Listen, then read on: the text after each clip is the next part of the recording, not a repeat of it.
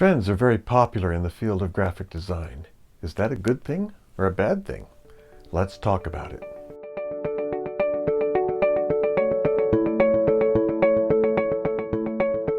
The problem with trends. Search online for the term logo design trends, and you can see what designers all over the world are doing now for corporate identity design.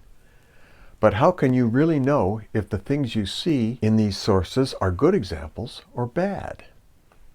Do today's designers follow each other like so many lemmings, finding comfort in company, but having no real direction, based on independent and time-proven principles? Many of the poor examples I have shown in this course I saw in respected design magazines, displayed as supposed good design.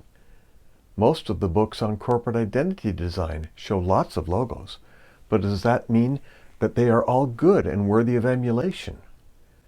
If you have teenagers learning to drive, would you tell them all they need to do is look at what other drivers do on the road?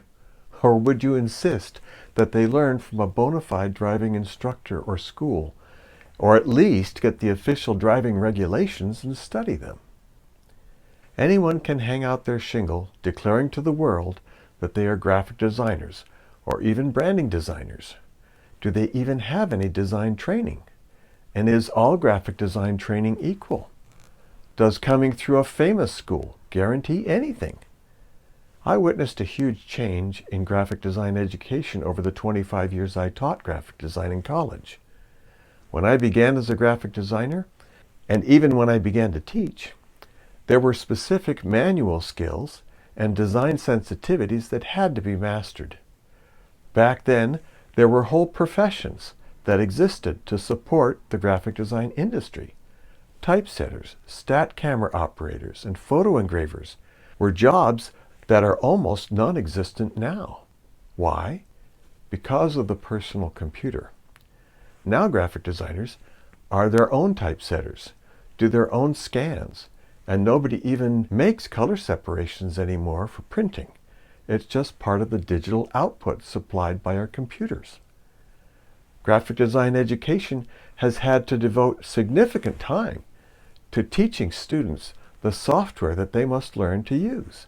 Photoshop, Illustrator, and InDesign are the bare minimum, and all are vast and intricate programs. Subjects like color theory, art history, design history, and illustration that used to be an integral part of the standard graphic design curriculum are today often considered expendable. The result is that few graphic design students are even considering principles now, let alone being schooled in them. We are in the second generation of digital design, so even the instructors of the current generation never got that exposure themselves. Does that mean that there are no principles in design, specifically branding design? No, of course not. There are indeed principles. That is what this whole course is about. But you won't learn those principles from following trends. That is like the proverbial blind leading the blind. Does that mean that we should become design hermits and not look about at what is being done? No.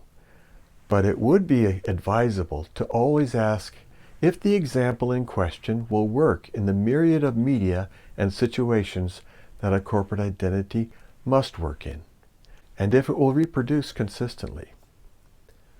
As we have already demonstrated, a company may discover that their identity does not meet their needs.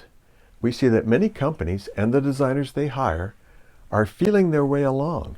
Indeed, the whole design industry has been feeling its way along to make logos that last, that stand the test of time. To a large extent, this has been by trial and error, and those errors can be so costly.